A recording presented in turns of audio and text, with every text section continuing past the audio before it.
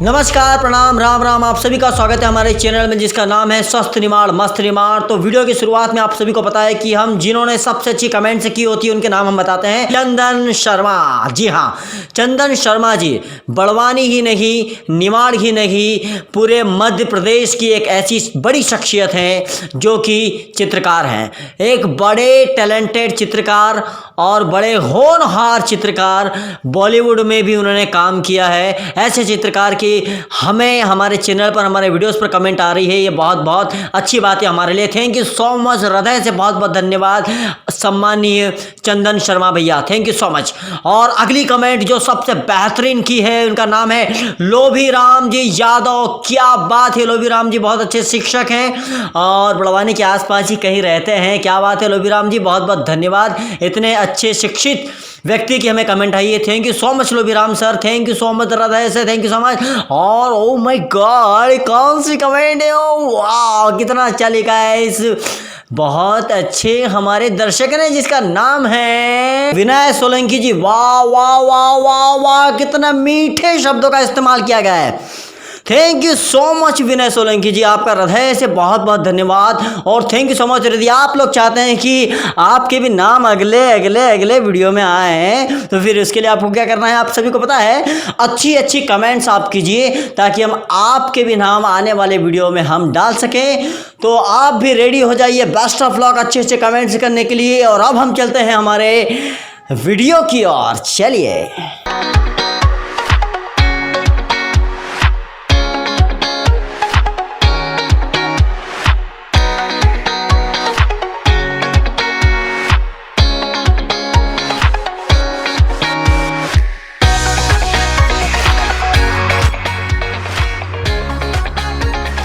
मेरा ऐसा विचार है कि अगर जीवन साथी भी उनके जैसे मिल जाए तो बहुत बढ़िया होगा। नहीं आ रहा था क्या करना क्या है इसमें, ये एकदम से फसल आ गया, पशुपालन आ गया, कृषि आ गया, और पूरा सब डिफरेंट था और कभी सुना भी नहीं था इसके बारे में। Well so Ram Ram. और अभी हम आ चुके पीछे की ओर, जो आप घर देख रहे हैं वो इसी घर में इतिहास रचा गया है। इसी घर में वो बालक रहता है जिसका नाम है रजत कुमावत। और उस बालक ने एग्रीकल्चर में निमाड़ क्षेत्र के बड़वानी शहर, बड़वानी ज़िले की यदि मैं पूरी बात करूँ तो पूरे ज़िले में एग्रीकल्चर विषय में टॉप किया है। तो यहाँ पर उनका घर है और इस घर में हम उनके पेरेंट्स से मिलेंगे, उनके मम्मी पापा से, क्योंकि उनकी बदौलत ही उस बच्चे ने टॉप स्थान हासिल किया है। तो पहले मिलते हैं पेरेंट्स से, मैं आपकी मुलाकात करवाता हूँ, आइए मिलते हैं। मैं पहुंच चुका हूं रजत के मम्मी पापा के पास में। और मैं सबसे पहले सर आपको बहुत बहुत शुभकामनाएं कि आपके बालक ने कृषि में, एग्रीकल्चर में पूरे ज़िले में टॉप किया है। हाँ, धन्यवाद बोलेंगे? धन्यवाद। क्या बात है सर, मुझे सबसे पहले बताएं कि आप कहाँ तक पढ़े हैं? मैं तो बहुत कम पढ़ा, छठी लग। आप छठी तक पढ़े हैं। मैडम आपकी पढ़ाई? मैंने 8वीं तक करी हुई है। आप प्रॉपर यहीं से हाँ, यहीं से। या किसी और जगह से? नहीं, यहीं से। नहीं, हम कसरावत पास में। कसावत से, ये बसावट में आ गया। अच्छा, ये कसरावत जो है? हाँ, कसरावत है। कसरावत में। कक्षा 12वीं में बच्चे ने पास किया। जब होता है किसी पेरेंट्स का बालक जब पास करता है तो पेरेंट्स को बड़ी खुशी होती है। जैसे कि जब मैं पास हुआ था तो मेरे पेरेंट्स को बड़ी खुशी होती है कि भैया धीरेन्द्र ठाकुर पास हो गए। लेकिन आपका बच्चा पास नहीं हुआ है, उसने इतिहास रचा है। जब भी भविष्य में जब उसकी स्कूल में, पूरे मध्य प्रदेश की जब बात होगी रिजल्ट की, तो एग्रीकल्चर में पूरे ज़िले में उसका नाम पहले पे आएगा। जब आपको पता चला कि आपका बालक ने फर्स्ट पूरे ज़िले में प्रथम आया, कैसा लगा? बहुत बढ़िया लगा। कभी ऐसा नाचने का मन किया या खुशी हुई? खुशी हुई। आपको रिजल्ट किसने बताया? इन्होंने बताया ना, बालक ने बताया। ज़िले में फर्स्ट है। हाँ, जिले में बहुत फर्स्ट। बड़ी बात है। आपने आप वैसे करते क्या? खेती करते हैं। आपने इसीलिए बालक को कृषि दिलवाया था हाँ, या और कोई कारण था कि उसको? कहीं नहीं, उसको उसके ऊपर छोड़ दिया था मैंने। तो देखो जो भी समझ में आए वो ले ला कोर्स। अच्छा। एक जो माँ होती है ना, वो कहा जाता है कि मम्मी जो है वो सबसे पहली गुरु होती है अपने बालक की, है ना। सबसे पहली गुरु से हम सीखते हैं। आपने सब कुछ सिखाया है। आपको कैसा लगा जब कि 12वीं में आपके बालक ने इतना मतलब इतिहास रचा? मेरे को सुनकर बहुत गर्व हुआ कि मेरा बच्चा इतना बड़ा काम कर रहा है और मम्मी पापा का नाम भी उसने सब पूरे परिवार का नाम रोशन किया है। इससे मेरे को बहुत बढ़िया खुशी हुई है। आप पाटीदार आपके समाज से बिलोंग करते हैं? कुमावत आप कुमार समाज से बोले। आपकी समाज के लोगों ने भी आपको कुछ इस संबंध में बधाइयाँ दी? बताया नहीं, बहुत खुशी हुई हमको। अच्छा अच्छा अच्छा। आपके परिवार की यदि बात करें, जैसे बालक आपकी मम्मी का परिवार, जो आपका नाना है नानी जी का परिवार है, आप मेरे ख्याल से अलग जगह से होंगे। कहाँ से आप? मैं तलून से हूँ। तलून से। तो वहाँ से भी मामा जी हैं या ऐसे भी रिलेटिव्स होते हैं, ऐसा उनकी तरफ से क्या रिएक्शन रहा? उसके नानी जी ने बहुत बधाई दी है, वो भी बहुत खुश है। उसके मामा जी भी सर्विस करते हैं। अच्छा। तो उन्होंने भी बहुत बढ़िया साथ दिया उसको, सम्मान ने फिर बहुत अच्छा काम किया उसने। सबका मान सम्मान रखा है उसने। अच्छा अच्छा। बड़ा अब मम्मी से बढ़कर कोई नहीं जान सकता अपने बेटे को, इसलिए मैं ये सवाल पूछ रहा हूँ। सबसे अच्छी आदत बच्चे की आपको क्या लगती है कि ये मेरे बेटे की ये आदत, मतलब उसकी उस आदत की वजह से आपको अपने परिवार में भी ऐसा लगता है कि आपको लोग बोलते हैं क्या थारो बेटो बड़ो अच्छो छे, थारा बेटा की यह आदत मगर अच्छी लगे, तो ऐसे कोई सी आदत आपको? मेरे बच्चे की ये बहुत बड़ी आदत है कि अगर उसको कुछ भी कोई बोल दे, बड़ा हो या छोटा हो, तो उसको वापस पलट के ऐसा जवाब नहीं दे कि बस सामने वाले को उसको बुरा लगे, और हमारा सुनता है सबका, वो सबका सम्मान रखता है। वो सब आपका सम्मान करते हैं? करता नहीं। ये अच्छी आदत तो बता दी, लेकिन लोग ये भी जानना चाहते हैं कि जो कृषि में जिसने टॉप किया है उसकी सबसे ऐसी बुरी आदत, मतलब बुरी तो नहीं कह सकते, मतलब बुरी आदत होती नहीं है, लेकिन आपको ऐसा लगता हो कि इस आदत को इसको सुधारना चाहिए, जैसे कि मोबाइल चलाता हो या किसी प्रकार की और इसी कोई गतिविधि करता है, तो इसी कोई ऐसी आदत जो आप बताना चाहते हो कि आपको ये सुधारना चाहिए? ऐसी तो उसकी कुछ आदत नहीं है, जो भी बोल दो वो सब सुन लेता है, लेकिन थोड़े भूलने की आदत है, वो भूल जाते हैं। हाँ, भूल जाता कहीं भी होता तो भूलने की आदत है, बाकी उसकी कुछ भी नहीं आदत है। बाकी सब। आपको ऐसी कोई आदत लगती हो? मेरे को तो ऐसी कहीं आदत नहीं लगती उसको कि ऐसा काम कर सकता हूँ। कभी आपने बालक को जब छोटा था जब आपने कभी पढ़ाई के लिए कभी कुछ मतलब पजंती वगैरह की? नहीं, कहीं नहीं। कभी ऐसा कुछ नहीं? कभी कहीं नहीं। कभी ऐसा सब लाड़ प्यार से रखा। क्या बात है। उसको तो कोई जरूरत ही नहीं पड़ी हमने कि इसको बोलना पड़ा, दबाव भी नहीं डाला कि यार तू इतना लाना पड़ेगा तेरे को, कहीं उसकी मेहनत से उसने करा। हाँ, उसको उत्साह बढ़ाया हमने उसका कि भाई तू पढ़ेगा और तेरा आगे चल के देखो भविष्य बनाना है। अपन ने एक बात बताई थी उसको कि भाई खेती करना हो तो खेती करो, ना पढ़ना हो तो पढ़ो, तुम्हारे ऊपर है। अब पढ़ना हो तो पढ़ो, आपने बोला खेती करना हो तो खेती करो, ये भी क्या आपने स्वतंत्र छोड़ दिया। अब बालक की इच्छा है कि वो पढ़े। पढ़े। अब 12वीं में उसने टॉप भी कर लिया है ना।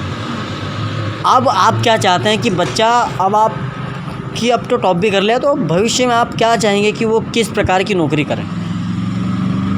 वो कोई भी गवर्नमेंट नौकरी या कोई भी जॉब कर ले या कहीं भी। मैडम आप?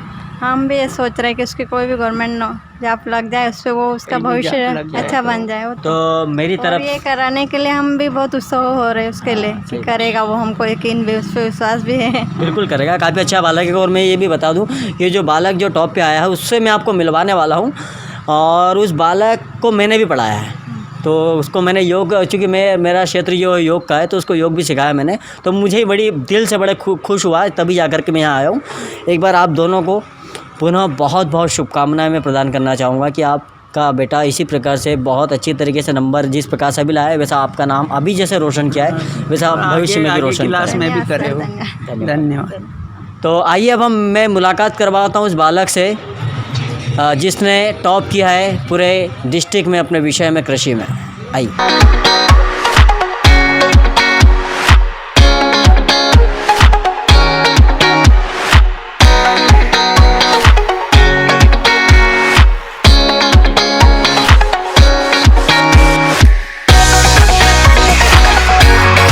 सो हम आ चुके हैं यहाँ पर ये रजत का मुझे खेत ऐसा बताया गया है कि रजत का, ये आपका ही खेत है बेटा? हाँ, हमारा ही खेत है। तो ये किस प्रकार की फसल आपने बोई है यहाँ पर? ये केले की फसल है, 12 मास की फसल है, ये 12 माह में आती है पूरी फसल। एक ही बार में आएगी? 12 माह में एक बार नहीं, एक बार अगर इसको बो दिया, हाँ, उसके बाद अपन इसको 3 साल तक ले सकते हैं। अच्छा अच्छा हाँ, अच्छा, 3 साल। लेकिन मतलब इसका जो फल है नहीं, वो अपन को 12 महीने में मिलेगा। अच्छा अच्छा, 12 महीने आपको हर महीने मिलते ही जा रहेगा ऐसा? पैसा बहुत लगाना पड़ता है प्रारंभ में, इसको लगाने में पैसा लगाना पैसा पड़ता है। बहुत। और ऐसा भी है कि मिलेगा तो बहुत ज़्यादा मिलेगा, हाँ। नहीं तो कंगाल, ऐसा काम है ये अच्छा फसल का। ऐसा भी रहता है। हाँ। भाव मिला तो बहुत ज़्यादा पैसे मिलेंगे, मतलब लखपति बन सकते हैं, नहीं तो अपन रोड पे भी आ सकते हैं, ऐसा काम। नहीं, जिस प्रकार से आपकी सफलता की ओर अग्रसर हो रहे हैं, हम उम्मीद करते हैं कि आप आपके जो पिताजी ने जिस प्रकार से खेती जो कर रहे हैं वो इस फसल को में बहुत अच्छा वो मुनाफा कमाए, ऐसी मेरी शुभकामना है। रजत बेटा, आपने जो परसेंटेज बनाए, सबसे पहले तो वो बता दें कि कितने परसेंट बनाए। 91, 91%। 10वीं क्लास में कितने परसेंट थे आपके? 88। 88, 91। अभी आपने पहले ही सोच लिया था 12वीं में जब आपने प्रवेश लिया, तभी आपने सोच लिया था कि मुझे बड़वानी ज़िले में टॉप पे आना है, या मतलब पहले बाद में ऐसा लगा कि नहीं अब इस तो मैं फाड़ दूंगा ऐसा? नहीं, मैंने पहले सोच लिया था कि मेरे को 12वीं में 90 से ऊपर बनाना है। जिला टॉप का तो नहीं सोचा था। अच्छा। लेकिन 90 से ऊपर करना है, ये सोचा था मैंने। 90 से ऊपर? हाँ, 90 से ऊपर करना था, यही गोल था मेरा। एग्रीकल्चर सब्जेक्ट है आपका? हाँ, एग्रीकल्चर सब्जेक्ट में। ये एग्रीकल्चर सब्जेक्ट वैसे अमूमन देखा जाए तो मेरे ख्याल से देश की 70% से अधिक जनसंख्या एग्रीकल्चर से रिलेटेड है। एग्रीकल्चर कृषि प्रधान देश है ना, हमारा। कृषि प्रधान देश है, ये मैंने देखा है।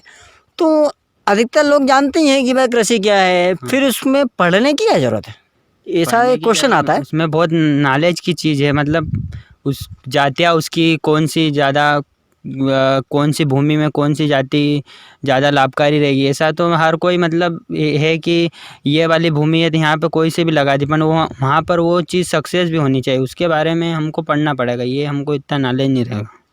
क्या बात है, बहुत अच्छी जानकारी बालक दे रहा है। इसका मतलब ये है कि पढ़ना इसलिए ज़रूरी है कि आप पुख्ता जानकारी हासिल कर पाएँ, क्योंकि हर प्रकार की ज़मीन में हर प्रकार की फसलें नहीं बोई जाती है।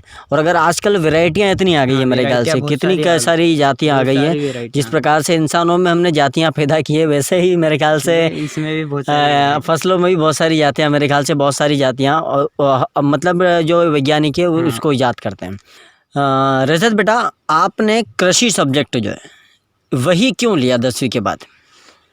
मैं कृषि में कुछ आगे करना चाहता था। मेरा गोल था कि मैं कुछ कृषि में आगे उन्नति करवाऊँ, जिससे देश को भी फ़ायदा हो और परसेंटेज भी बनाना था, उस हिसाब से मैंने लिया था। सबसे पहले बात मुझे बताएं रजत कि एग्रीकल्चर सब्जेक्ट कहा जाता है कि बहुत सरल सब्जेक्ट है, एकदम बहुत सरल सब्जेक्ट है। इसमें पशुपालन होता है, फसल उत्पादन होता है, पीसीएम होता है, और भी ज़्यादा हिंदी इंग्लिश को कवर करना होता है। तो आपको भी ऐसा लगता है कि जब आपने लिया था कि एकदम सरल सब्जेक्ट है, एकदम इसलिए नंबर आ गया आपके? ऐसा कुछ नहीं है। पहले मैंने 11वीं में लिया था, मेरे को तो कुछ समझ में नहीं आ रहा था क्या करना क्या है इसमें। ये एकदम से फसल आ गया, पशुपालन आ गया, पीसीएम आ गया, और पूरा सब डिफरेंट था और कभी सुना भी नहीं था इसके बारे में। फिर साल भर आधा साल लगा कवर करने में, उसके बाद होगा। ऐसा कोई कठिन नहीं है, क्योंकि पशुपालन हालांकि ठीक है, सरल है, लेकिन उसके बाद पीसीएम में वही आ जाता अपना जो 11वीं में फिजिक्स केमिस्ट्री में रहता है, उसमें मैथ्स भी रहता है, फिर केमिस्ट्री भी रहती है, बायोलॉजी भी रहती है, 4 सब्जेक्ट उसमें जुड़े हुए रहते हैं। क्रॉप प्रोडक्शन में भी बहुत कन्फ्यूजन रहता है, क्योंकि वानस्पतिक नाम ऐसे ऐसे रहते हैं कि याद करना बहुत मुश्किल हो जाता है। सही बात है। तो क्रॉप प्रोडक्शन भी थोड़ा डिफ़िकल्ट है। खेती होने के बारे में पूरी जानकारी रखना, पीएच मान याद रखना थोड़ा बहुत मतलब कठिन सब्जेक्ट रहता है। और उसमें पीसीएम भी थोड़ा कठिन रहता है, क्योंकि उसमें केमिस्ट्री, फिजिक्स, फार्मूले और ये भी आ जाते हैं। रजत से हम ये बातें जानेंगे कि कक्षा 12वीं तक उसे कितना नॉलेज हुआ है, क्योंकि कृषि सब्जेक्ट हमारे देश का सब्जेक्ट मैं इसे मानता हूँ। क्योंकि देश का सब्जेक्ट इसलिए क्योंकि किसान लोग ज़्यादातर जुड़े हुए इस सब्जेक्ट से मेरे ख्याल से, है ना, क्योंकि कृषि पर ही हम सब कुछ डिपेंड है, कृषि प्रधान देश। जो भी आपने पढ़ा है कि जो आपको कृषि सब्जेक्ट लेकर के पहले आपको नहीं पता था कि ऐसा भी होता है, आश्चर्यजनक जब पढ़ा होगा आपने।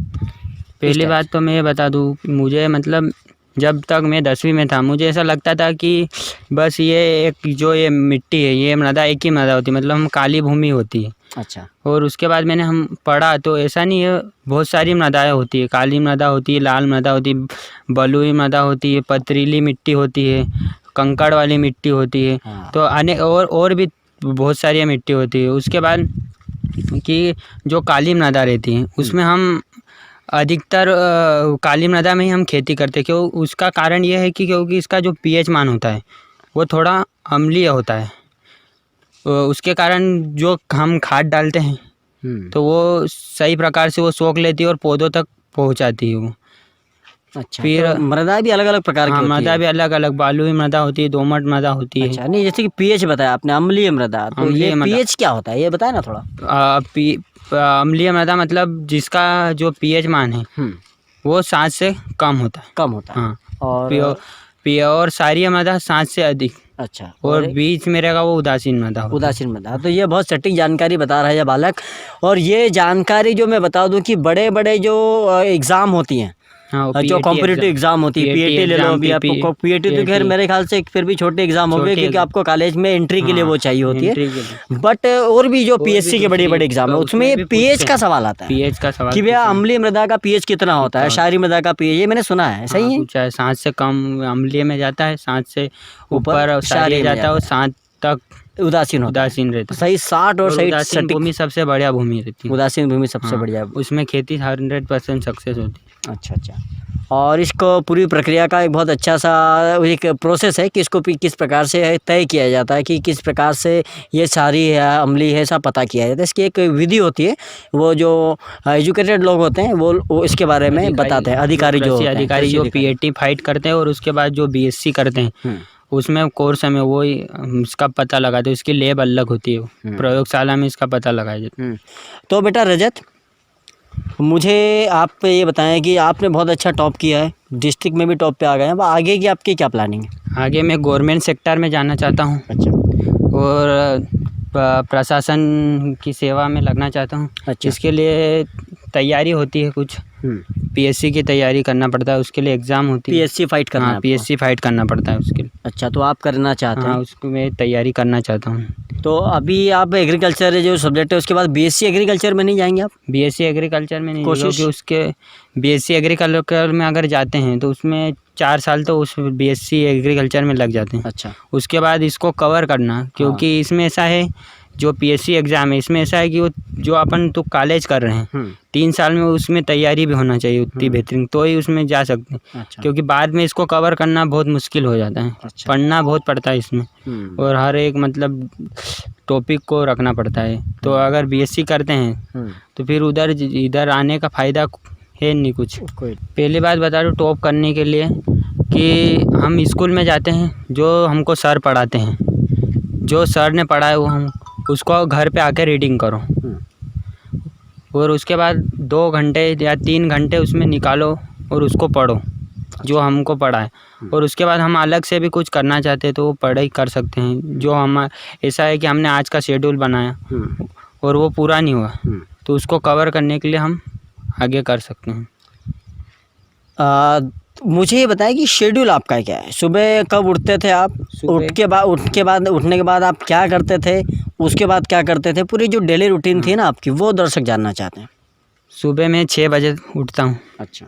6 बजे उठने के बाद नहाने के बाद 7 बजे तो मेरी कोचिंग थी, मैं कोचिंग जाता था, 1 घंटा वहाँ हो जाता था। 8 बजे आने के बाद 8 से 10 बजे तक पढ़ता था 2 घंटे। अच्छा। उसके बाद स्कूल का टाइम 5 बजे तक स्कूल लगती थी हमारी। उसके बाद आके थोड़ा फ्रेश हुआ, टीवी में देखी।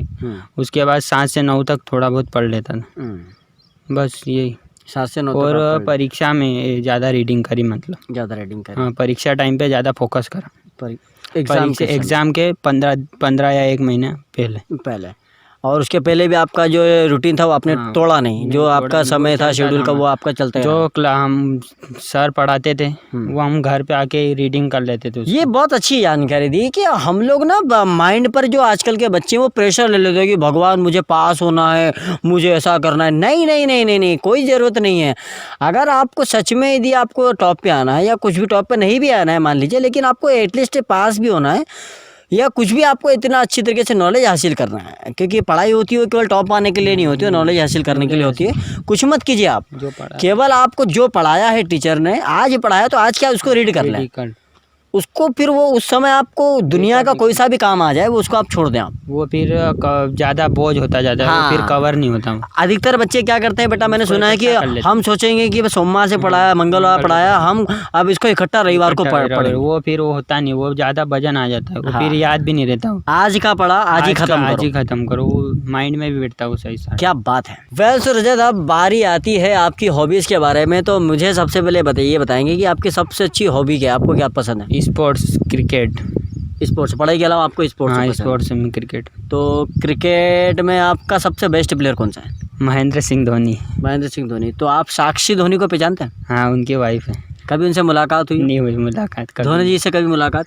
धोनी से भी आगे भविष्य में ऐसा होगा तो चाहेंगे मुलाकात कर लें। तो टीवी पर सबसे फेवरेट शो आपके या कोई फेवरेट फिल्म? दिया और बाती। हाँ हाँ हाँ, दिया और बाती। ईश्वर करे कि आपका जीवन भी दिया बाती ऐसा सफल हो। और क्योंकि दिया बाती मैंने भी देखा एक्सपीरियंस मिला, वहीं से मुझे एक्सपीरियंस मिला कि सरकारी मतलब गवर्नमेंट जॉब में जाना चाहिए। इंस्पायर हुए आप? हाँ, क्योंकि inspire जो दिया बाती में जो संध्या बिंदनी ये नाम की जो संध्या किरदार है, तो उन्होंने वो आईपीएस ऑफिसर उन्होंने बनने की कोशिश की और वो बन गया शादी के बाद भी। बहुत परेशानी उठाई और उसके बाद भी उन्होंने हासिल किया। तो वहीं से मतलब ऐसा हमको लगा कि परेशानियां तो बहुत आएगी लेकिन उससे घबराना नहीं है और आगे बढ़ते जाना है। अगर प्रयास करेंगे तो सफलता ज़रूर मिलेगी। तो कहने का मतलब ये है कि यदि आप टॉप पे आना चाहते हो तो टीवी नहीं देखना कोई बुरी बात नहीं। बुरी बात नहीं। यदि आप उसको अच्छी तरीके से देखें, अच्छे प्रोग्राम से देखें, उसको सीखे ना भैया। उससे कुछ आप दिया बाती में आपने जैसे देखा, आपने बताया कि बहुत सारी चीज़ें आपने उसमें एक चीज़ को फोकस किया कि भैया ये कर सकती है तो मैं भी कर मैं सकता भी हूँ। कर सकता हूँ। ये चीज़। बेटा रजत, आपकी फेवरेट हीरोइन कौन सी है? अनन्या पांडे। अनन्या पांडे, जो चंकी पांडे जी की? हाँ उनकी लड़की है। उनकी लड़की है। तो क्यों अनन्या पांडे क्यों? एक्टिंग अच्छी लगती है उनकी। अच्छा, और आपका कोई विचार? मेरा ऐसा विचार है कि अगर जीवन साथी भी उनके जैसे मिल जाए तो बहुत बढ़िया होगा। तो ये तो खैर जो हमारे बालक के जो पिताजी हैं, माता जी हैं, वे भविष्य की बात है। वो हाँ। कभी भी यदि वो हो तो सपना होता है, सबका अपना अपना वो होता है। और अनन्या पांडे जी यदि मुझे सुन रही हो तो वो यदि उनके जैसी यदि कोई बालिका हो, जब ये आप आज से 10 साल बाद 5 साल बाद जब ये शादी करेगा, 5-6 साल बाद जब ये 22 साल का हो जाएगा, 21 साल का है ना, 21 साल 22। उसके बाद तो आप ज़रूर, मेरे ख्याल से भगवान भी आपकी मदद करें। Best of luck. एक सबसे फेवरेट एक्टर कौन सा है आपका? सबसे फेवरेट एक्टर मेरा है ऋतिक रोशन। ऋतिक रोशन। हाँ। ऋतिक रोशन में सबसे अच्छी बात क्या लगती है आपको? बॉडी उसकी। उसकी बॉडी अच्छी लगती है। तो वैसी बॉडी आपने कभी बनाने का ट्राई नहीं किया? नहीं वो बन भी नहीं सकती हो हम। सो रजत, बहुत अच्छा लगा आपके साथ बेटा, बहुत अच्छा समय, बहुत अच्छा मतलब बहुत अल्टीमेट लगा मुझे। मेरे को भी आपके साथ बहुत थैंक यू सो मच। आपको हमारे चैनल का जो ये वर्क है कैसा लगा? आपके चैनल के बारे में आपके विचार बताइए। बहुत बढ़िया चैनल है, अच्छा है, बच्चों के भविष्य को प्रोत्साहित करते हैं और बढ़वाने के इतिहास के बारे में बताते हैं। तो मैं दर्शकों से आग्रह करना चाहूँगा कि इनके चैनल को ज़्यादा से ज़्यादा सब्सक्राइब करें। एक बहुत ही महत्वपूर्ण बात, हमारा जो चैनल है वो है स्वस्थ निमाड़ मस्त निमाड़, और वो चूँकि हम निमाड़ के लोग हैं तो आपको बताना भी, चूँकि नितेश भैया भी हमारे साथ है, तो नितेश भैया और धीरेन्द्र भैया का जो काम है आपको कैसा लगा और उसको निमाड़ी में आपको थोड़ा सा बताना। नितेश भाई और धीरेन्द्र भाई को काम बहुत बढ़िया छे और चैनल भी बहुत बढ़िया छे। तो હું દર્શકને से आग्रह करना चाहूँगा कि इनका चैनल का ज़्यादा से ज़्यादा देखो और सब्सक्राइब करो। राम राम। राम राम, क्या बात।